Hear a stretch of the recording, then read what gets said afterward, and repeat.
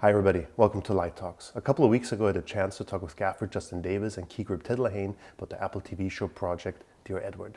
Their approach was the task to keep all gear offset. That led them down a path and they found Lightbridge. And as Justyn says, once you start to see reflected light, you can't unsee it. I hope you have as much fun watching this as we had recording it. Please enjoy.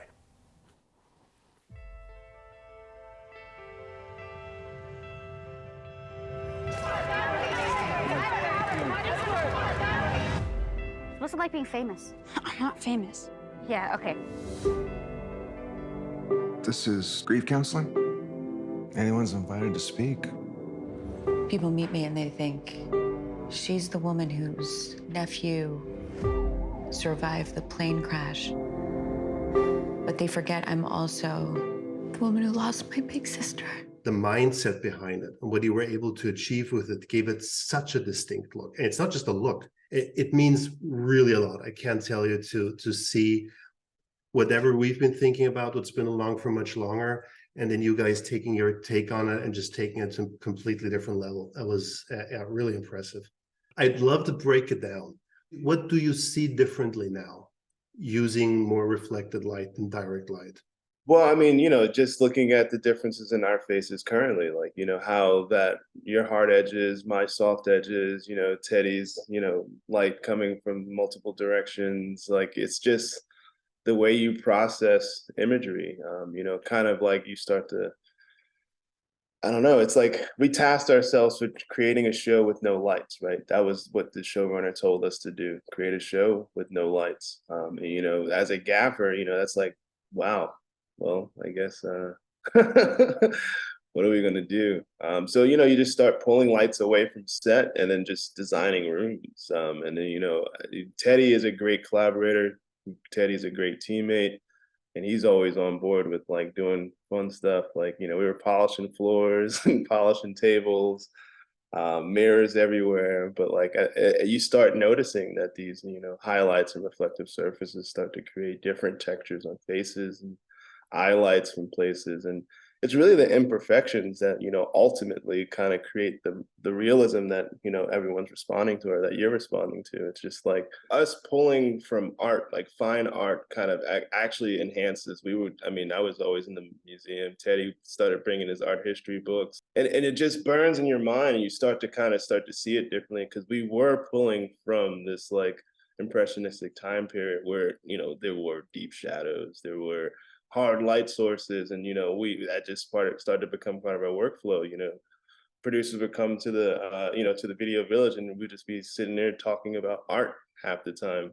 Like Cirolo is one I really got into because he did all this stuff, especially in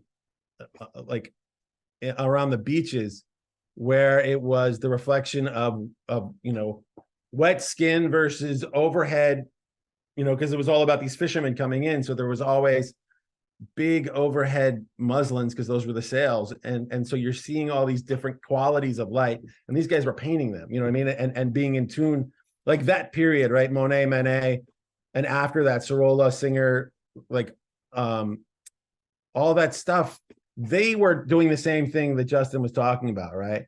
Like the haystacks and the churches, right? Like I think it's Monet is famous where he's just keeps doing them, going back and back and back again and again and again to see how the light changes during the time of day, time of year, and all that stuff, and looking at the color and the quality and the way the light changes. And so using that stuff as just sort of, and it wasn't ever like, oh, we want that to look like that. It was just like, we'd sit there and back and look at these pictures and just send them back to each other and sort of like, in a way, just sort of put your head in a different mindset. And somewhere along the way, we would look up and see an image and realize, oh, wait, we had subconsciously fed off of the images that we were taking in. And, everyone, the producers gave us a sense that we were part of this creative thing, that our job was to bring our talents. And so, when you work in those kind of environments, when you're given the permission to step up, then you do. It felt like really creatively fulfilling. It felt like you were working on a story that was emotionally trying to do some really interesting things, but still, also be funny at times and like be playful. I think for me, the biggest thing was not just the way to look at the lighting, but how I approached my entire the set environment, because then it became where I know where I want the source to come from, and where can I grab it from. And so, you know, especially the last minute touches, you'd run in there and you just look around and see what you had to pick up off of, whether it was a practical, whether it was just a big open window that had nothing but a, you know, but a big ultra bounce outside the window. You know, if you could pick that up, then I would grab a harder reflective surface. If I had a real light that was closer, then I'd grab, you know, a softer diffuser one. And it's a lot about what, you know, what I like is there was this definite magic moment when you would be panning it around and then it would just disappear. Like you knew where it was. And then once I couldn't see it anymore, that's when I knew it was in the right place. Like, that's when it just like, it didn't, like, it just hits a moment when that's where it's supposed to be. And so it just so seamlessly blends in with everything that it doesn't call to itself. And if I turned it a little bit, I'd be like, oh, there it is. And then you turn it back and you go, you know, that image isn't like what I did improved it, but I'm not feeling it. I'm not going, oh yeah, I can see that that's what I did. No, I mean, and it's also, you know, sometimes just the actors falling into it too, right? The imperfection of it all, and, you know, like not focusing it for a face and focusing it for, like, it kind of changes the dynamic when someone walks through. So, you know, we started using multi surfaces, like, you know, we use we called it the bag of tricks, and we were making Luan substrate, pieces of Luan that were, say, 18 by 36, and we'd make a checkerboard of black Mylar, regular Mylar, soft gold, soft silver, all these different things. And then what was interesting about them is, as we use them, especially the black Mylar, started to get a patina on it that made it more interesting. But, you know, those were things that helped us in terms of pushing even more than the Lightbridge system that we had and we're using all the time. I mean, for me, what I loved was just, you know, we had 3 cameras and they were shooting all times, and it was all handheld. So it was about finding something that I could get up underneath them or up on top of them. And we noticed that they could walk in and out of them and you didn't have to fine focus it. So that freed us up when we were using a 25 centimeter or a 50 centimeter, and I could see the fall off. I didn't care. Like, you know, if it would fall off and here down, but it was still pushing it. And it was that, like, that gray area of light, like, you know, that nice moment of sort of like, not a hard line. And there's this, like, that outer band, that outer ring is more often than not what I'm using. And then let their body fall through the rest of it, which lets us know why there's a light there, right? But that little bit of hint that, because you don't want the full thing on their face. So I show it in frame somehow, but really they're living in, for lack of a better term, the corona. You know what I mean? That outer ring of it is where we're really letting them, filling them from, or whatever we're doing.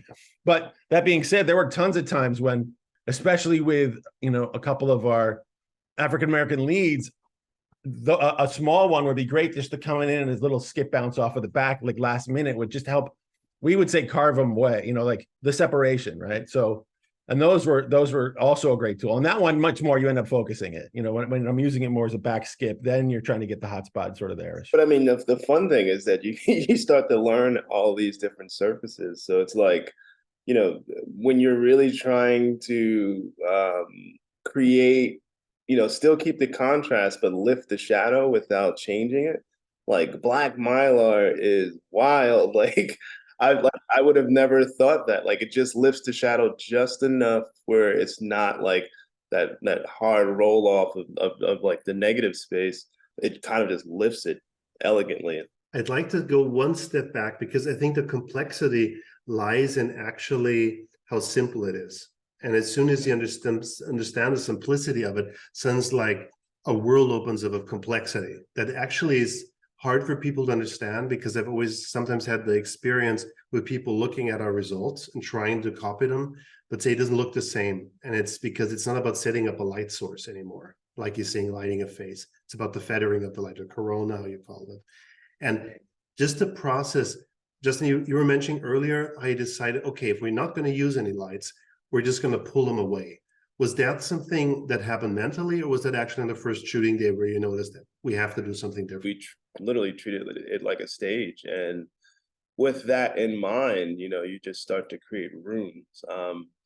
Obviously, producers are always apprehensive with 18Ks on a stage, but once they saw that, how much freedom the talent have when you can have 10 actors move around a space and you still have 3 cameras operating freely, they just realized how much time it saved. So the negotiation of having that was a little bit to get there, but once they saw the freedom of what you can do. And Teddy will tell this story every day, every time we talk about it, but the camera operator kind of lost sight of us being on a stage. There was one day where we had a set that we often used that was a church basement. And I will say this is probably also is a credit to the art department and the wonderful work that they did in creating that space. So that, that was part of it is that with 3 cameras, there is no off-screen space, right? Like you have to, every corner of that room had to be able to be filmed. And so, after shooting in that space for several hours, he forgot that he was on a stage. And he pulled Justyn aside and said, "Hey, I think you got a little bit of the real deal coming in." And so because there was a little bit of a leak, but I had asked him to give me that leak so that I could run in and bounce something off of it. And so, on the floor, but he was like, it was just funny because Justyn was like, no, I was like, come here. I was like, tell Ted that. But so I mean that's an amazing sort of a moment of like, we all talk about creating our illusions, and when we have that ability to do it even among our own colleagues in a moment, like that's great, right? But that basement set was also really great. Like it felt lived in. It felt like for everyone from the scenics to think, but also helped that like Justyn insisted that floor be super polished, so it was like, like that was one of the things they went back and he said, "Hey, can you really polish that floor?" Because that was part of it, was we were putting kicks on the floor and letting that push into the rest of the room. That really helped. And then there was also one of the other things that I did, which is it's a checkered lame. Yeah, it's a checkerboard lame, but it's got a substrate behind it, And what we found is that was really great in a lot of different places, just to sort of like, in some ways, take your idea and like what you were kind of doing with the thing, but make it a little bit bigger and maybe be able to throw it up, because it's such an unusual thing. It is a patchwork of different materials. But I mean, I think, even just piggybacking off of this conversation is the thing that becomes more intuitive as you keep playing with it and it keeps getting bigger. Because I think we had 8x and a 12x. It's just that like, it's the physics. Like you really start to play with the physics of lighting and, understanding what angle of incidence is, understanding what reflective surfaces are and how reflective surfaces kind of like, can articulate in a filmic way, right? And then, obviously, we end up using the final reflective surface, which is generally a face for us or something that, we're responding to. And it's just moving through these darknesses and lightnesses and shadows. And, that's why, me and Teddy say, can we make it bigger? Because that's where we like felt limited, that it was, we just got to a point where we just wanted to really replicate the sun or something just larger. Because, like augmented lighting, I'm not knocking it. I'm just saying that after you see the quality of light, once you start to, use more of the physics of, surfaces and then just start to kind of, call things like sun, call things like, moon instead of, the 18K through the window. It changes the way that you're processing these scenes for sure. So again, it comes back to what he's saying, this basic physics, where he's saying to understand what diffraction, it all sounds complicated, I'd say. And it's what he said in the beginning, when you don't see it anymore, but you start to feel it because it doesn't feel like a light's hitting there, is amazing. So could you walk me through the process again of what it meant for you as a gaffer to make a decision not to call a light or to call a bounce board, but to shine a floor? and what that means in both of you working together. Because I think when we were talking earlier, this is where the beauty starts. It's not about you looking at the light source. You think about a sun, but everything comes into play and it needs that room to work. It's not just one reflector that makes it work. We challenged ourselves intentionally that there was never a scene lit the same. So we would all just start talking about what makes this scene different, because we literally never lit the same scene the same way ever, the entire show for 6 months. So it was always just, how do you create something different? What time of day is it? Where is this location? Is it low? Is it high? Is it in the basement? How does light hit? Where does light hit from? Where would a natural reflection come from? Is there a car driving past on this moment? Like, What's the weather like outside? So in some of those scenes, we decided, okay, thematically, this makes sense more if it's a cloudy day, and that it's more subdued because of what's all going on in there. Because some of the scenes, especially in the church, they danced the line of comedy and drama and a little bit. And so when it was a little more sunny, that was all okay. But there were a couple of times when we wanted to play it down, and we intentionally sort of like really changed the way that we did it. Or it was like, oh, it's much later in the day. And it always came from a place of not just, oh, we wanted to make it look different, but like, what is the story telling us that it wants to be? And from there, how does that affect? So that's why it was never the same, because it wasn't like, okay, we're on this set, so we're going to do this. It was, what is this moment in the story trying to tell us? And that would drive the way we thought about the lighting of it, And going back to that beginning statement, the producers called us a theater company, so we were kind of bringing our element of that as well, that art form. So I mean, it's challenging, it's, at least for me, when I'm signed on to a project and I'm used to, lighting scenes, and, you just have to think about it differently, like completely different. Can you put that into more words? What do you mean? What do you mean with thinking differently? So, I mean, every minimum we had 18, like the smallest light was probably a 9K, just because we had to boost the ambient in rooms. Like, we would use diegetic light sources, but like the sun, we discovered was kind of like what made our scenes, using, the natural light. We did a lot of like sky bounces where we had like 8 bys and 20 bys just above ceilings just above window sills, just so that it drove like this soft ambient in. And then we would drive it in deeper with, a Lightbridge or the dimes or a mirror, depending on how hard we want it. Like, so, I mean, most of the time we would probably have 2 to 3 reflectors, something hard to drive something in, something soft to kind of push to the other side of the room.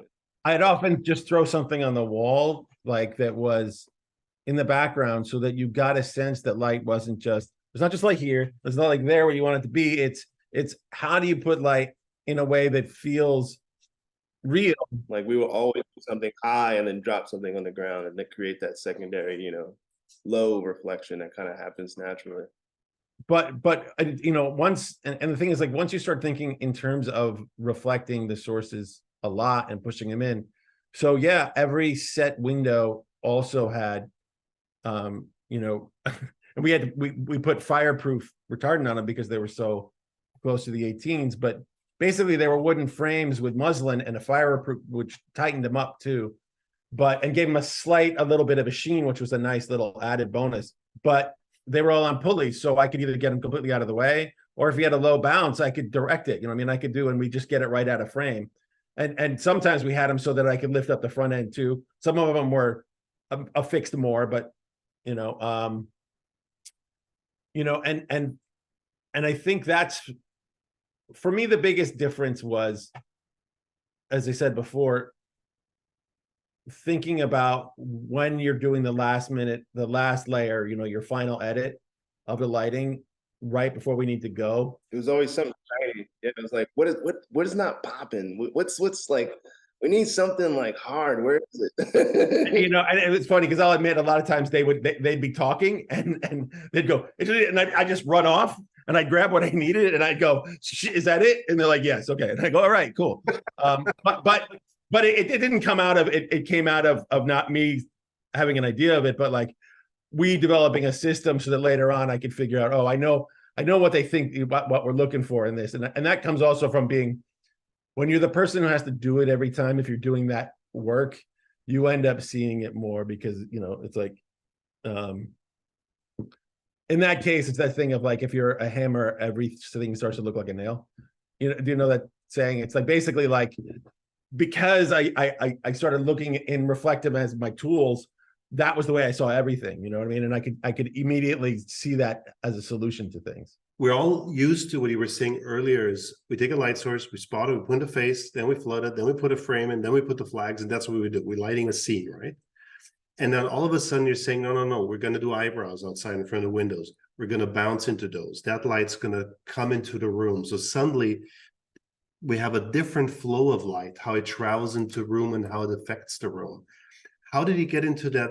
How did you find that out? Because that is a really different mindset. And how did you start to apply it? Me personally, during lockdown, I just, did a light study of windows. I did a series of lights that every single day, taking one single photo a day. And then you just start looking at these arrays and you start to understand what light is doing, right? Like it hits the bed one day, but it also, hits the floor, and you just see how the room changes by it just hitting the floor.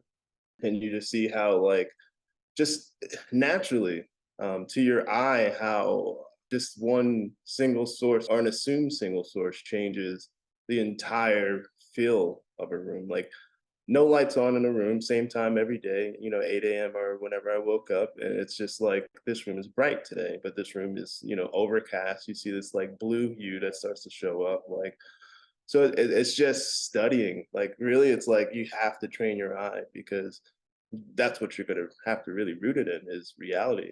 And that's kind of what allows what we were seeing to work, because, using the mirrors all the time, using, reflective surfaces as, our main way to get light into the room was, interesting. I showed you pictures of when I was in Baltimore, and I had a rig with a light on it, but also had two mirrors on it. So it's like, you just get so used to the feeling of that hardness of light. That's not the same as, a direct light source. And then once you start seeing that quality, and the size, the hardness of the edges, the shape that it creates, because it's never perfect, right? When you look at light, it's never perfect. You always see, something hit something else. Like our production designer, who's like, we were just shooting a white room, and I thought that was a throwaway scene, but it looks so beautiful. And I was like, yeah, Teddy pulled out the drive kit and, threw something on the wall, and the actor actually looked more interesting, because it wasn't just a white walled room. It was just this, interesting, complex darkness and lightness. That's where, like, when I say you do wall accents, it's nice, all these different ways that you can carve someone out. I think for me, already sort of being in a reflective mindset, because I'm a grip, and having that be part of the way you think of things, because it's like, okay, yeah, we're going to do a bounce or book lights or however, and being the one who has to direct the bounce, I was sort of primed for the next level, which was, okay, now we've got this directive that we can't have lights on set, right? Because we want to have 3 cameras and we're trying to do this stuff.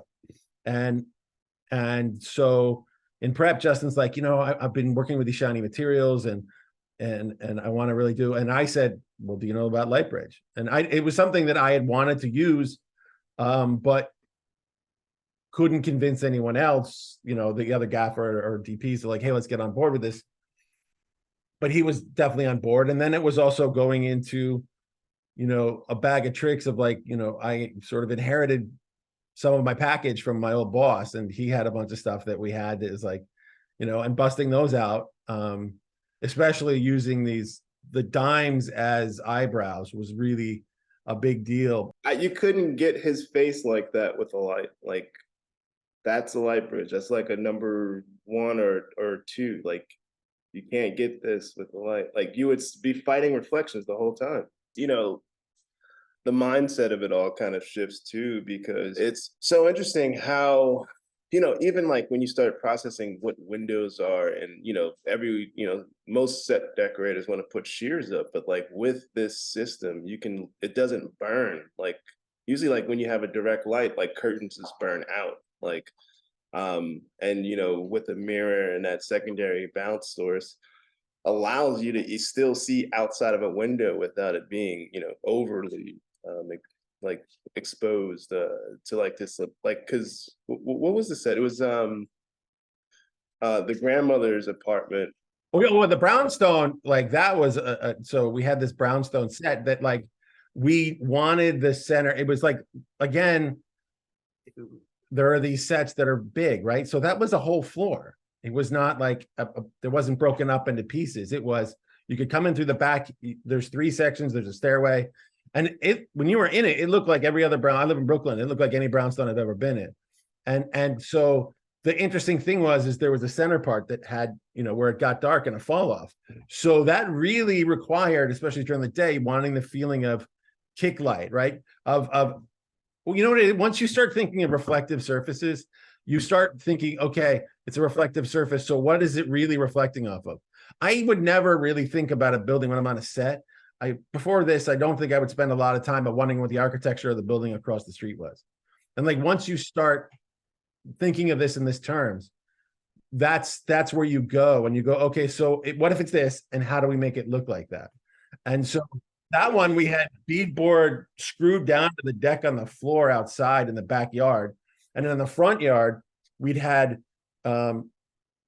mirrors and 100 centimeter Lightbridge up top on truss with lights bouncing down, and then also other things, and they were bouncing into a 12 by well, it was a weird one because it was actually a winded bounce that I was using. Again, it was a thing that I was like brought in from somewhere else, but it had this movement, and that was really interesting because it was meant to let the air go through, but it would sort of flutter. And so what it gave was this like live version of like light through dapple when there was no trees there. But because this reflection had some movement, it felt like it was dapple. And it was a lot of layering that. It was like 18Ks above, and then our, the curls in the middle, just out of frame, and then underneath it is this big skip. And that not only skipped up across and spread across the ceiling, which then also helped fill in this weird from above in the center area that got dark. And then we'd put a couple of practicals in the center so that as one would in a house that didn't have any windows in the middle of it, and you'd pick those up too. So, and it's crazy how you start to process what ambient is, because we just started, well, we always need something to drive into the ceiling. So, maybe it's like a shiny board on the ground. That's that last element or the first element that we start to process light as, just to create ambient, right? Like, and then like, you're like, oh, okay, so that's cool. Now let's start to like, design to the camera, and it's just boom, boom, boom. Next thing you know, it's like 7 mirrors, an 8 by on the ground, something on the ceiling. And Teddy's rigging crew, Richie and his team are amazing because they'll just have everything on pulleys. Like, we had so many things rigged up on pulleys or motors. And so, like, even though we were using a lot of stuff, they weren't waiting on us. It wasn't like this sense of like, oh, we were doing 10-hour days, or less. And that's because once we created this light, right? Like, even if we had to make adjustments on our turnarounds, we kind of knew where it was, and it might be just lower these pulleys here, and then I'm going to slide this over there, and then we're ready to go. A lot of that was also the communication between the 3 of us, Tim and Justyn and I, where we're looking about, okay, what needs to happen for the turnaround, and how do we move forward with it. Well, and you're also lighting rooms as a space. So, if you have a hard side, we always had a soft side returning. So it was already built into the set. So it's like the turnaround was maybe getting it out of the shot, the soft side. And that was just like, oh, let's put some, some shiny stuff on the floor, and, just kind of move it around until we find it. And sometimes it's just in the blocking that we find that last element.